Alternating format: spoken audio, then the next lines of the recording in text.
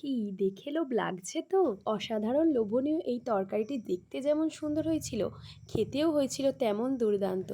না না, তেমন বিশেষ কিছু উপকরণ নয়, আমাদের পাড়ার মোড়ের চপ-ফুরুলির দোকানের ফুরুলি দিয়েই এই তরকারিটা করেছি। চলো তাহলে রেসিপিটা শুরু করি। দেখো, প্রথমেই পেঁয়াজ, টমেটো, কাঁচা লঙ্কা, আদা রসুন সব গুছিয়ে নিয়েছি। তারপরে নিয়েছি যেটা আমাদের মেন উপকরণ, ফুরুলি। তরকারিতে যেভাবে আলু দেয় সেইভাবেই আলুটাকে কেটে তেলেতে ভালো করে নুন হলুদ দিয়ে ভেজে নেব। আলুটা একটু লাল লাল করে ভাজা হয়ে গেলে দিয়ে দেবো কেটে রাখা পেঁয়াজগুলো।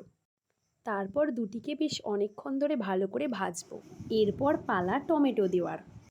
টমেটো দেওয়ার পরেই অল্প নুন দিয়ে দিয়েছি যাতে তাড়াতাড়ি টমেটোটা গলে যায়। তারপর দিলাম 1 চামচ আদা রসুন বাটা। এবারে একটু কষবো যতক্ষণ না রসুনের কাঁচা গন্ধটা গিয়ে একটা মিষ্টি গন্ধ বেরোয়। কষানো হয়ে গেলে এরপরে একে একে হলুদ গুঁড়ো আর পরিমাণ মতো ঝাল লঙ্কার গুঁড়ো দিয়ে দেব। শেষে দিয়ে দেব জল। জলটা এখানে একটু বেশিই দিতে হবে, কারণ ফুরুলি দেওয়া মাত্রই ফুরুলিতে অনেকটা জল সোপ করে নেবে, তাই একটু জলটা সামান্য বেশি দেবে। ব্যাস, তারপরেই রেডি হয়ে গেল আমাদের ফুরুলির ঝাল। এটা তোমরা রুটি, মুড়ি যা কিছু দিয়ে খেতে পারো, দুর্দান্ত লাগবে। লাস্টে গার্নিশিংয়ের জন্য একটু ধনেপাতা আর গরম মশলা গুঁড়ো ছড়িয়ে দিয়েছিলাম। আরও নিত্য নতুন রেসিপি দেখার জন্য আমাকে অবশ্যই ফলো করো। আজকের মতো এতটুকুই। আবার দেখা হবে অন্য নতুন কোনো ভিডিও।